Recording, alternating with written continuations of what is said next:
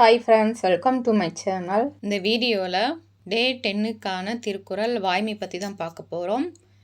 இந்த திருக்குறள் பார்த்திங்கன்னா 7th old புக்கில் ஃபஸ்ட் டர்மாக இருக்குது. இதுக்கு முன்னாடி பார்த்திங்கன்னா ஒரு 9 அதிகாரம் வரைக்கும் டீச் பண்ணி போட்டிருக்கோம். பார்க்காதவங்க ப்ளேலிஸ்ட்டில் செக் பண்ணி பாருங்கள். இப்போ வாங்க வீடியோக்குள்ளே போகலாம். முதல் திருக்குறள், வாய்மை எனப்படுவது யாதெனின் யாதொன்றும் தீமை இல்லாத சொலல். பொருள், வாய்மை என போற்றப்படும் பண்பு எதுவெனில் அது மற்றவருக்கு எவ்வகையிலும் தீங்கு தராத சொற்களை பேசுதல். வாய்மைனா உண்மை. வாய்மை என்பது மற்றவருக்கு எத்தகைய தீங்கையும் தராத சொற்களை சொல்வதே ஆகும். இரண்டாவது திருக்குறள், பொய்மையும் வாய்மை இடத்த புரை தீர்ந்த நன்மை பயக்கும் எனின். பொருள், பிறருக்கு குற்றமற்ற நன்மையை தருமாயின் பொய்யும் உண்மையாக கருதப்படும். ஒருத்தவங்க கிட்ட நம்ம பொய் சொல்லும்போது அந்த பொய் அவங்களுக்கு நன்மையை ஏற்படுத்தும்னா அந்த இடத்துல நம்ம பொய் சொல்றதுல தப்பில்லை. நம்ம சொல்லக்கூடிய அந்த பொய்யும் உண்மையாகவே கருதப்படும் சொல்றாங்க. புரைனா குற்றம், பயக்கும்னா தரும். மூன்றாவது திருக்குறள், தன்னெஞ்சு அறிவது பொய்யற்க பொய்த்த பின் தன்னெஞ்சே தன்னை சுடும். பொருள், தன் நெஞ்சம் அறிந்து பொய் கூறக்கூடாது.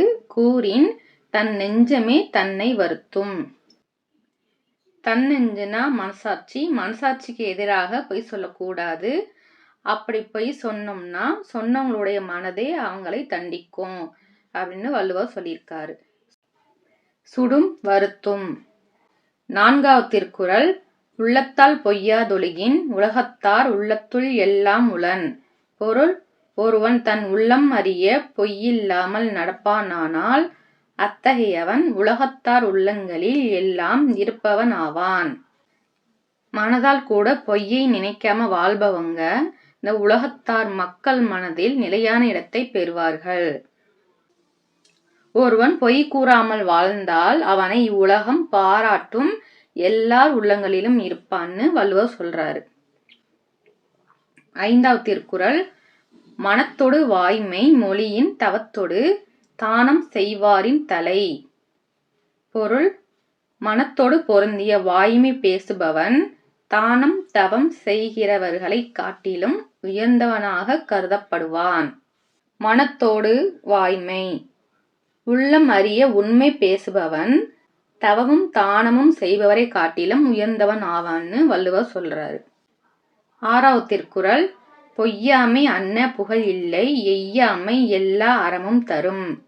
பொருள், பொய் பேசாமை ஒருவனுக்கு எல்லா புகழையும் தரும். அது அவன் வருந்தாமலேயே அவனுக்கு எல்லா நன்மைகளையும் தரும். இந்த திருக்குறள்ல பொய் சொல்லாமல் இருப்பது போல புகழ் தருவது எதுவும் இல்லை. அது அவன் அறியாமலேயே அவனுக்கு எல்லா புண்ணியங்களையும் தரும் அப்படின்னு வள்ளுவர் சொல்லியிருக்காரு. சொற்பொருள், அன்னனா அவை போல்வன, எய்யாமை வருந்தாமை. ஏழாவது திருக்குறள், பொய்யாமை பொய்யாமை ஆற்றின் அறம்பிற செய்யாமை செய்யாமை நன்று. பொருள், பொய் சொல்லாமை என்னும் அறத்தை இடைவிடாமல் கடைபிடித்தால் வேறு எந்த அறங்களையும் செய்ய வேண்டியது இல்லை. பொய் சொல்லாமல் ஒருவன் வாழ்ந்தால் தானம் தர்மங்களை செய்யாமல் எல்லா அறங்களும் அவனுக்கு நல்லதாக அமைந்துவிடும் அப்படின்னு வள்ளுவர் சொல்லியிருக்காரு. எட்டாவது திருக்குறள், புறந்தூய்மை நீரான் அமையும் அகந்தூய்மை வாய்மையால் காணப்படும். பொருள், உடல் தூய்மை நீரால் உண்டாகும், உள்ள தூய்மை வாய்மையால் வெளிப்படும். நம்ம நீரால குளிக்கும் போது உடலில் இருக்க அழுக்கு மட்டும் நீங்கும். மனம் அழுக்கில்லாம தூய்மையோட இருக்கணும்னா நம்மளுடைய சொல்லிலும் செயலிலும் வாய்மை வேண்டும், உண்மை வேண்டும்னு வள்ளுவர் சொல்றாரு. அகம்னா உள்ளம், அமையும் உண்டாகும். ஒன்பதாவது திருக்குறள், எல்லா விளக்கும் விளக்கல்ல சான்றோர்க்கு பொய்யா விளக்கே விளக்கு. பொருள், சான்றோர்க்கு புற இருளை நீக்கும் விளக்குகளை விட அகத்தின் இருளை நீக்கும் பொய் பேசாமையே உண்மையான விளக்காகும். விளக்கு பார்த்தீங்கன்னா இருட்டை நீக்கி வெளிச்சத்தை தருவது போல உண்மை என்னும் விளக்கு சான்றோருக்கு நல்ல புகழை தரும். இந்த உலகத்துல இருட்டை போக்குற விளக்குகள்லாம் விளக்குகள் கிடையாது.